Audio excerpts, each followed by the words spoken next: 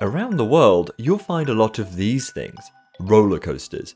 By a lot, I mean a lot. The very nerdy roller coaster database reckons there are over 5,700 roller coasters operational at this very moment. That's already a big number, but it just keeps growing. In 2023, 179 roller coasters opened up around the world, 202 in 2022, and 235 in 2021. So, in the last 3 years alone, over 600 new roller coasters have been built. It turns out that people love theme parks and they enjoy roller coasters in particular. Or some do at least. Although roller coasters have been enjoyed since their inception, the enjoyment of theme parks as a whole hasn't always been so universal. The popularity of rides and roller coasters has changed drastically over time. Fortunately, we can thank something called the Coaster Wars for the amazing rides we have today. The Coaster Wars was an epic battle of the theme parks, not in the literal sense fortunately. These parks fought to build the world's best roller coasters in the hopes of attracting new guests. With more visitors comes more money, and more money means more roller coasters, and more roller coasters means more guests. Simple. So, what made the Coaster Wars so influential? Rapid innovation. In less than just 2 decades, roller coasters became 3 times larger. To put that into perspective, we jumped from this, Vortex at Kings Island, to this, Kingda Ka at Six Flags Great Adventure, the current world's tallest roller coaster in just 18 years. To learn how and why, we have to start at the beginning.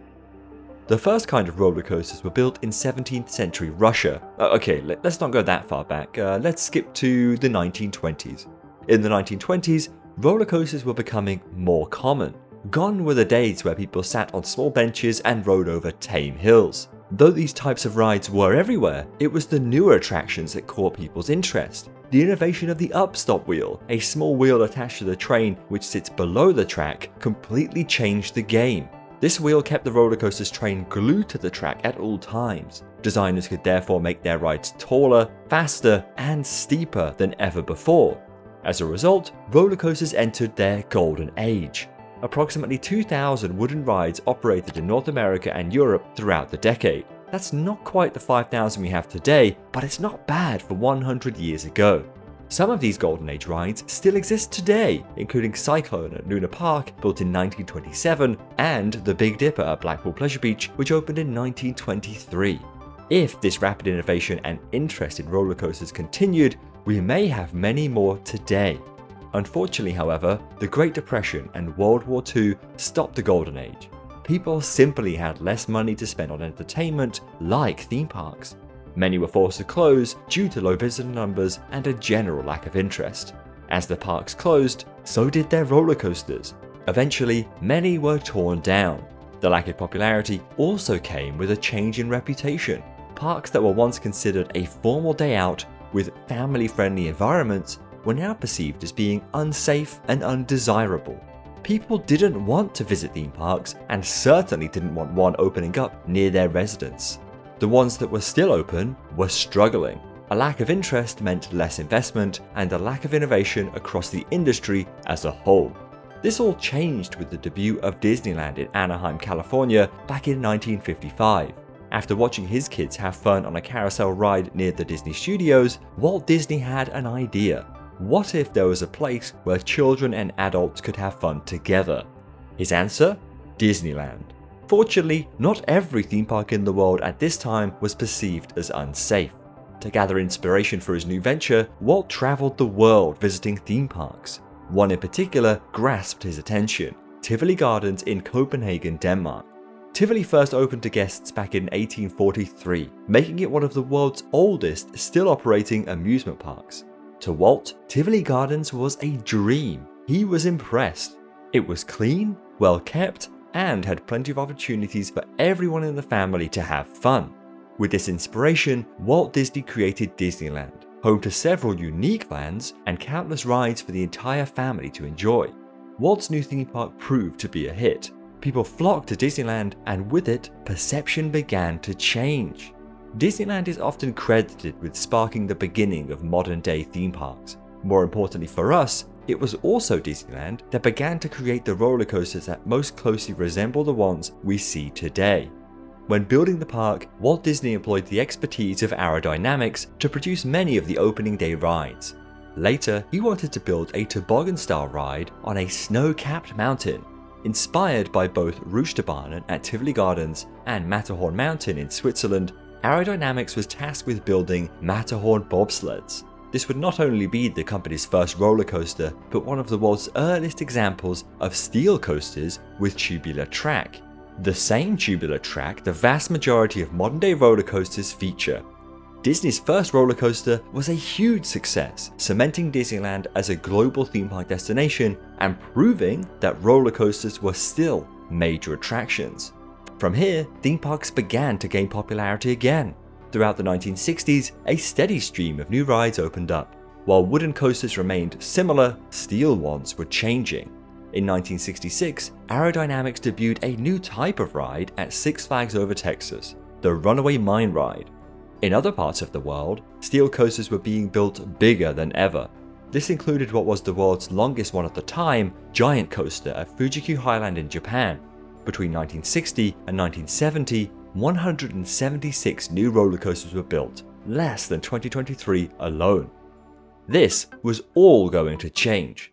In 1972, a new theme park was about to open up in Ohio, and with it, a brand new roller coaster. A roller coaster that is given the honor of kickstarting the Coaster Wars. It was Kings Island and the Racer. Outside of Disney, theme parks were often visited by local residents nearby.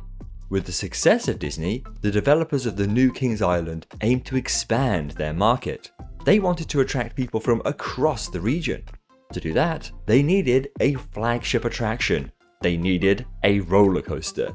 Park officials worked with John Allen of Philadelphia Toboggan Coasters to build a twin-tracked racing wooden roller coaster creatively named the Racer. By today's standards, the ride is pretty generic. It features a series of airtime hills followed by a turn and more airtime hills. What wasn't generic at the time was the way the park marketed its new ride. Kings Island claimed that the Racer was the world's tallest, fastest, and longest roller coaster. It wasn't, but that didn't matter.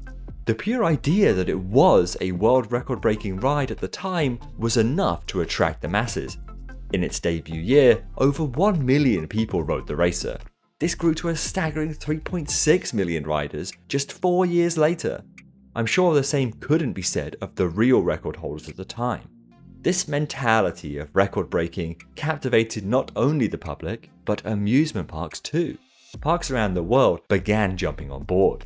They started building their own tallest, fastest, and longest rides, ushering in a period of rapid innovation where theme parks pushed the limits to grab the next record.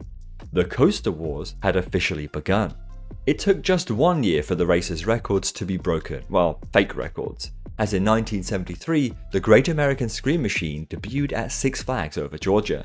The ride served the exact same purpose as the Racer, the flagship attraction of a new expansion at the park. It was built by the same company and purposefully designed to be taller, faster, and longer than its inspiration.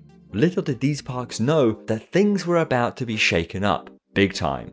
Just 2 years later saw the construction of Corkscrew at Knott's Berry Farm, the world's first modern-day roller coaster to go upside down. This steel ride subjected guests to 2 back-to-back corkscrews. Suddenly, we had a whole new record to break: height, speed, length, and now the number of upside-down elements, otherwise known as inversions. The pace continued. In 1976, Screamin' Eagle at Six Flags St. Louis opened as the world's tallest, fastest, and longest roller coaster. Apparently. It wasn't all of those, but it was the fastest.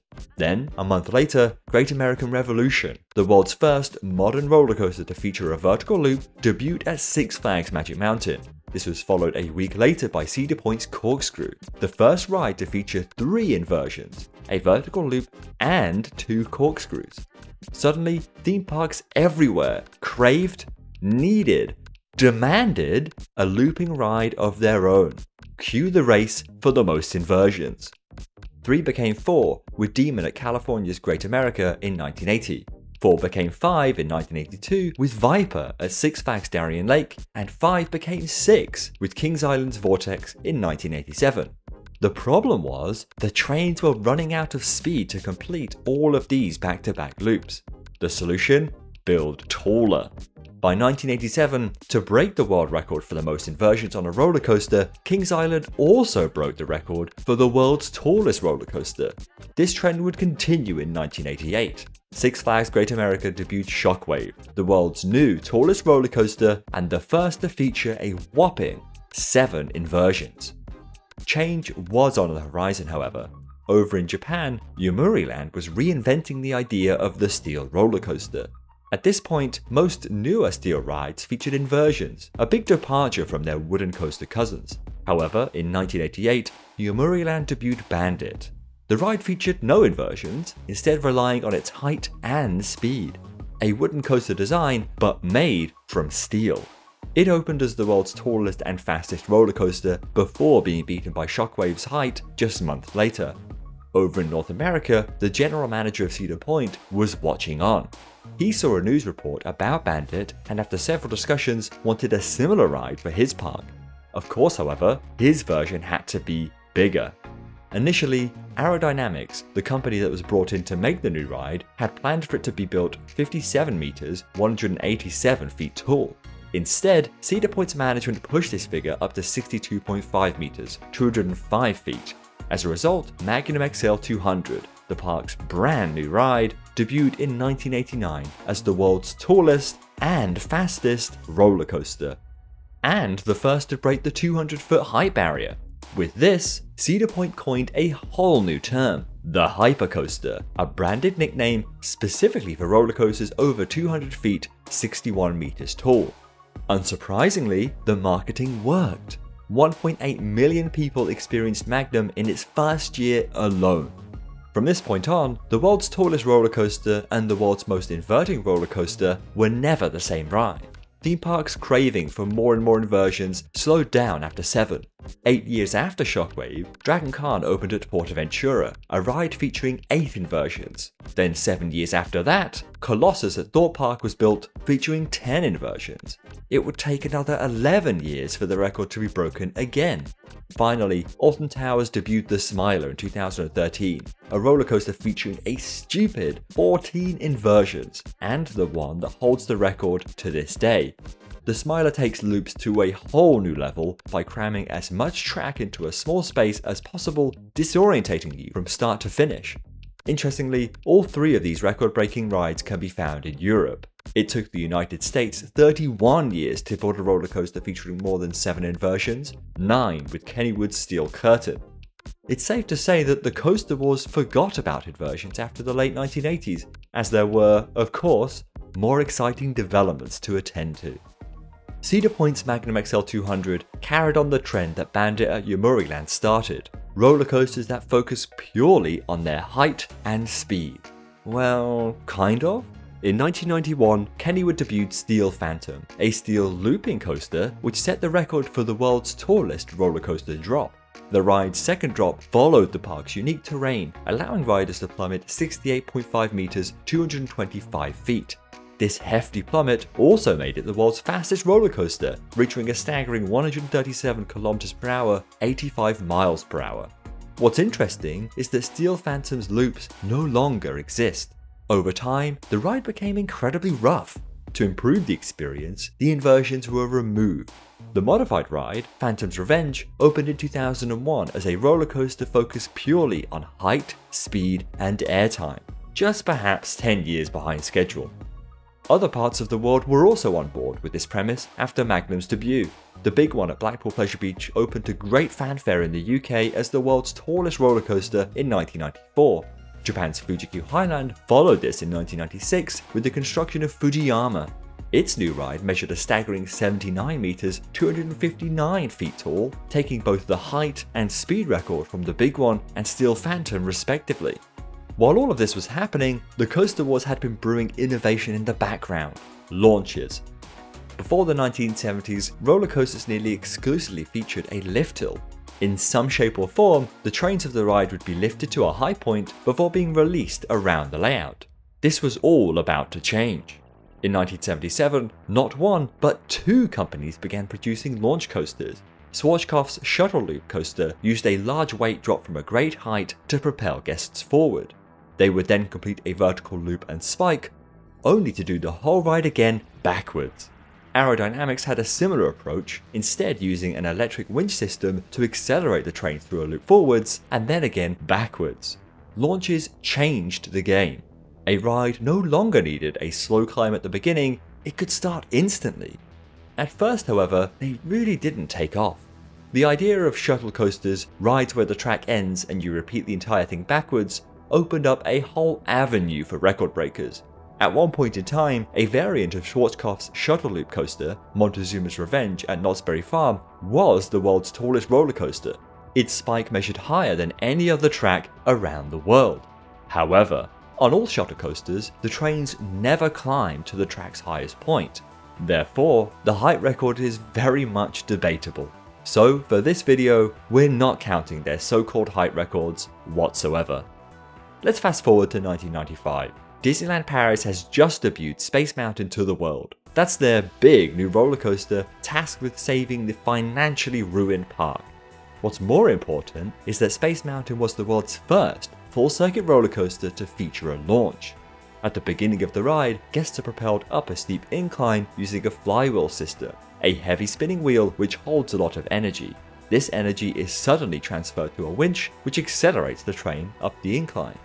Launches were about to get a whole lot more technical, however. Just a single year later, in 1996, Kings Island and Kings Dominion both opened Outer Limits Flight of Fear. Now simply named Flight of Fear, both rides were the first in the world to utilize a magnetic launch system, known as linear induction motors, often abbreviated to LIMs. Aside from being able to accelerate guests from 0 to 87 km per hour, 54 miles per hour in just 4 seconds, on Flight of Fear, the LIMs were, well, magnetic. They didn't feature the cables, cogs, winches and drums of other launch systems, and therefore suffered much less technical wear.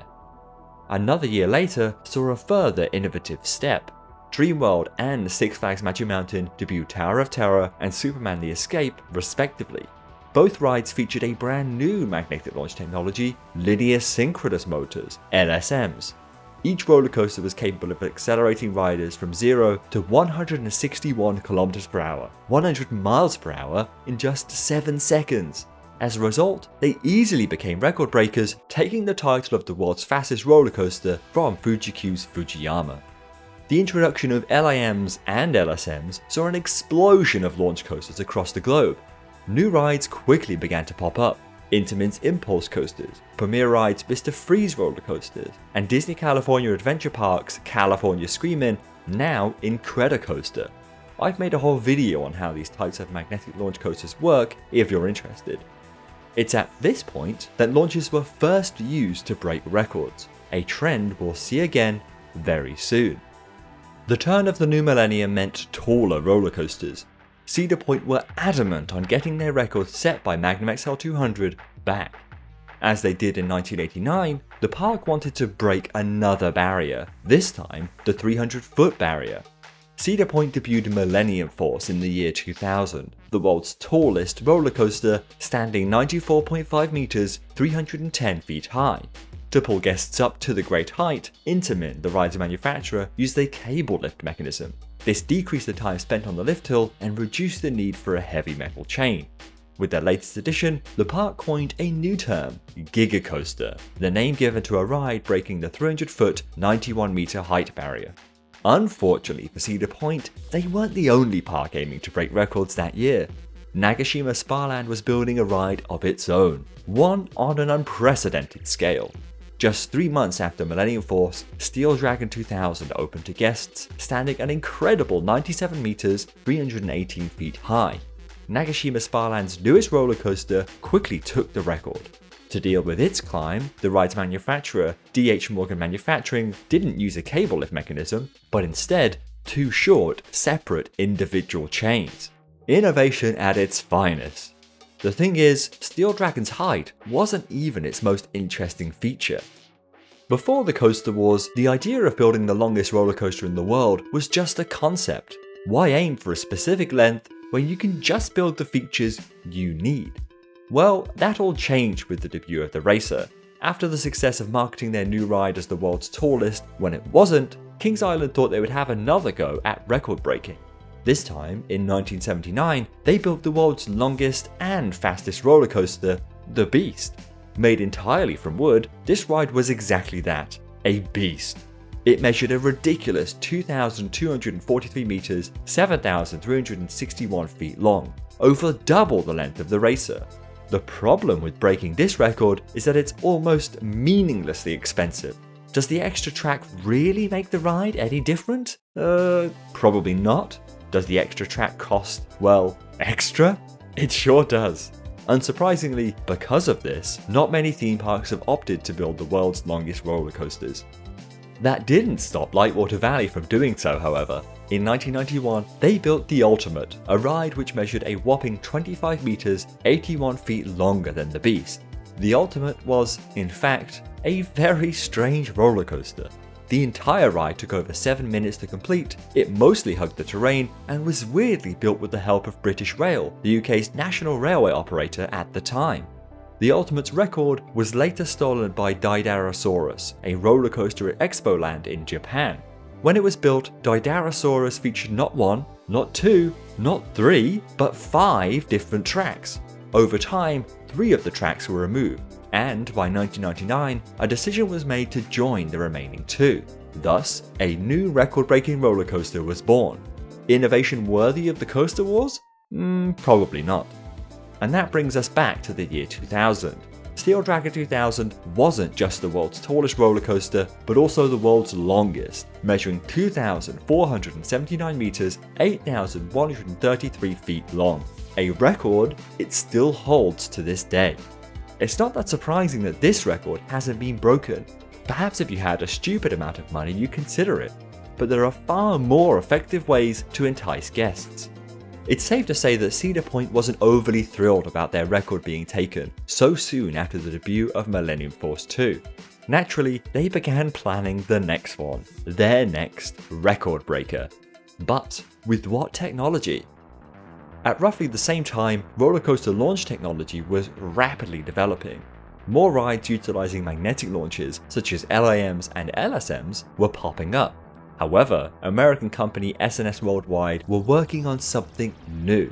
S&S had previously gained popularity by building their shot towers, which shoot guests vertically upwards using compressed air. At some point, the company realized it could place this technology on its side and use it to launch roller coasters. Thus, Hypersonic XLC at King's Dominion was born in 2001. The ride became the first roller coaster to utilize a pneumatic launch system. Compressed air was pressurized to a high level before being released into a nearby cylinder, driving a piston which pulled the train along. Hypersonic XLC launched riders from 0 to 129 km/h, 80 mph in just 1.8 seconds, the fastest accelerating launch at the time. Later in the year, S&S would open a second pneumatic launch coaster, Dodonpa at Fuji-Q Highland. Unsurprisingly, it quickly gained the record for the world's fastest roller coaster at the time. Named Dodonpa today, it remains the world's fastest accelerating roller coaster, propelling guests from 0 to 180 km/h, 112 mph in just 1.56 seconds. Soon after, a different company showcased their new launch technology. Intamin debuted Accelerate at Knott's Berry Farm in 2002, the world's first hydraulic launch coaster, capable of launching guests from 0 to 132 km/h, 82 mph in just 2.3 seconds. With this technology, hydraulic fluid is used to compress nitrogen gas. Upon launching, the nitrogen is allowed to expand, forcing the hydraulic fluid through a motor, spinning a winch drum, which pulls the train forwards. Both pneumatic and hydraulic launch coaster technologies were vastly more powerful than their magnetic launch equivalents. Roller coasters could hit higher top speeds in shorter times, opening up a whole new type of roller coaster design. Rewind for a second. Remember that Cedar Point wanted to regain their height record once more. Well, its parent company, Cedar Fair, owned Knott's Berry Farm at the time. Therefore, it wasn't that surprising that Cedar Point picked the hydraulic launch coaster to be their next record-breaking ride. This time, however, they were set on breaking multiple records. In 2003, Cedar Point unleashed Top Thrill Dragster on the world, the tallest and fastest roller coaster on Earth at the time. Guests were launched to a top speed of 193 km per hour, 120 miles per hour, before climbing a ridiculous 128 meter, 420 foot tall top hat. They would then spiral towards the ground and hit the brakes, marking the end of the experience. The ride was short, but it packed a mighty punch. Unfortunately, the same could be said about Cedar Point's new records. Just 2 years later, Six Flags Great Adventure debuted King Le Car, the world's new tallest and fastest roller coaster. It featured the same hydraulic launch system as Top Thrill Dragster, but was 13 km per hour, 8 miles per hour faster, and 11 meters, 36 feet taller. That wasn't the limit for this new hydraulic launch technology, however. In 2010, 5 years after King Le Car, a new roller coaster would become the world's fastest. Formula Rossa at Ferrari World in Abu Dhabi debuted with a new hydraulic launch system capable of accelerating riders from 0 to 240 km per hour, 149 miles per hour in 4.9 seconds.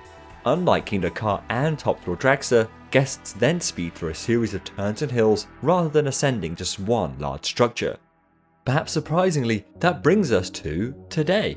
Over a decade later since 2010, the Smiler remains the world's most inverting roller coaster, Steel Dragon the longest, King Le Car the tallest, and Formula Rossa the fastest. So, the Coaster Wars, this period of rapid innovation and out-of-control record-breaking, finally came to a close. Between the debut of the racer in 1972 and the end of the Coaster Wars, record-breaking rides became 2.5 times faster and 3.5 times taller. To put that into perspective, it took nearly 60 years for roller coasters to climb from 100 feet to 200 feet tall. It then took only 11 years to go from 200 feet to 300 feet, and just 3 to jump from 300 feet to 400 feet. This rapid innovation came at a cost, however. Literally, cash money. In today's prices, both King Le Car and Top Thrill Dragster cost roughly $40 million US. The theory was that by building ever more crazy roller coasters and spending more money in the process, theme parks would attract more guests. What guest could ignore the allure of the world's tallest and fastest roller coaster, for example? Well, quite a few of them apparently. Former Cedar Fair CEO Dick Kinzel has previously confessed that Top Thrill Dragster was the worst business decision he made while in that role. He claimed that 50% of guests had no interest in riding it, and the cost of running the ride, per number of guests ridden, was among the highest in the park. It turned out that the theory became less true over time. Theme parks hit a ceiling. The money they were spending to break records was no longer resulting in the right level of payoff. Record-breaking roller coasters were no longer as exciting to regular park goers. At this point, other theme parks began to realize that record-breaking rides were out of scope for them. If you're a regional theme park where the majority of guests live nearby, why build the world's tallest roller coaster when you could build the tallest in your region or country? Or why aim to break these records at all? Instead, open new roller coaster experiences, ones that aren't very common at theme parks across the world. Let's travel back through the Coaster Wars to the early 1980s. Viper at Six Flags Darien Lake opened to guests in 1982, featuring the most inversions on any roller coaster around the globe, 5.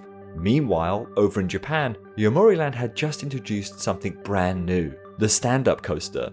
On this type of ride, rather than sitting down for their ride, guests stood up as they flew through the track. A decade later, Six Flags Great America and Bolliger and Mabillard opened Batman the Ride, the world's first inverted looping coaster. With Batman, guests hang below the track, allowing their feet to dangle in the air, a common sight on roller coasters today.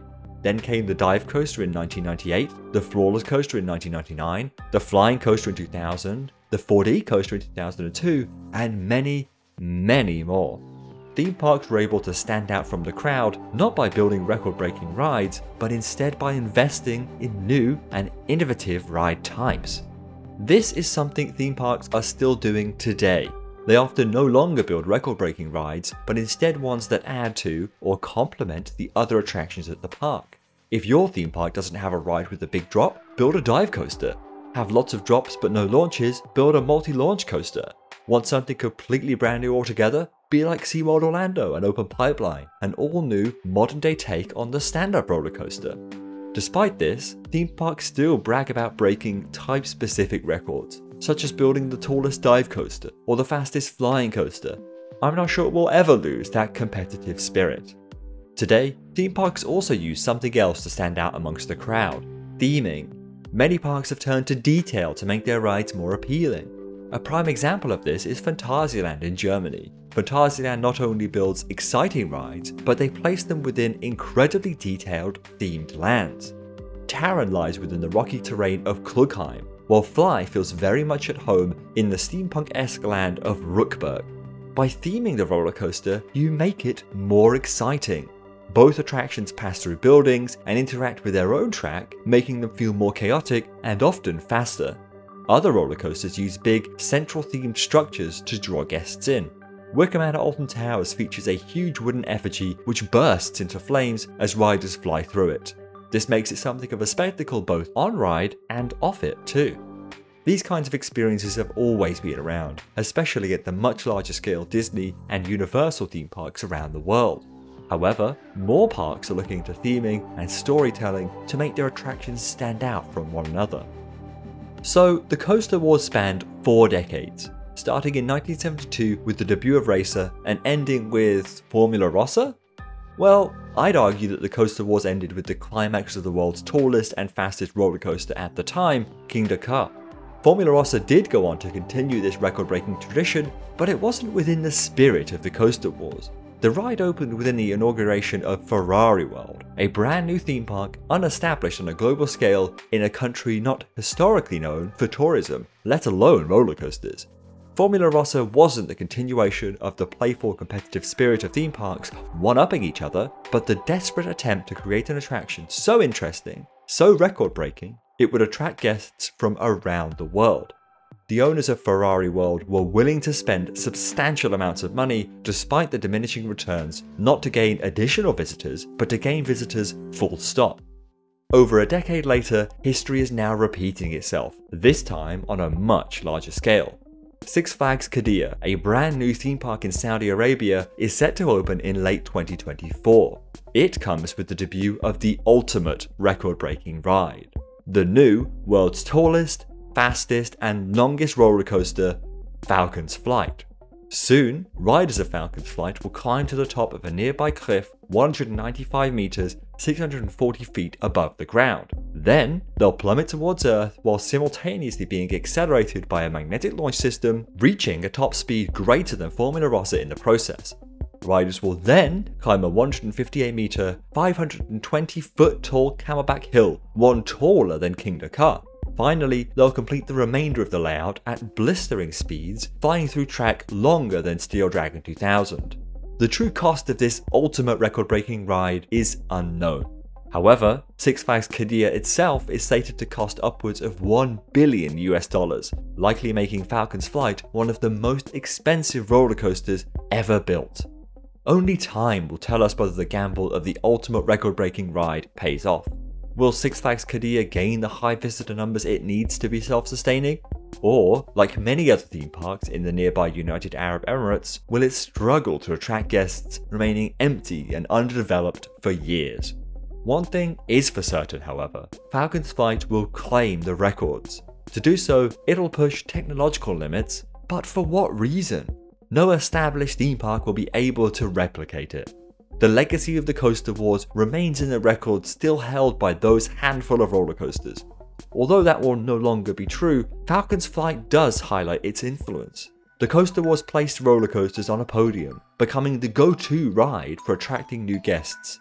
Today, roller coasters over other attractions remain the defining theme park ride.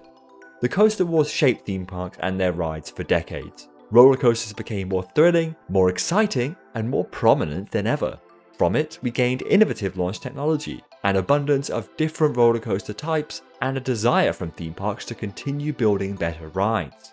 The vast majority of roller coasters today may not be taller, faster, or longer. Instead, they're more unique, more thrilling, and more reliable than ever. While the Coaster Wars ended nearly 2 decades ago, its legacy will remain, despite Falcon's Flight. We have it to thank for the exciting roller coasters and the constantly developing amusement industry we have today. Thank you for watching, subscribe if you enjoyed it, and I'll see you all next time.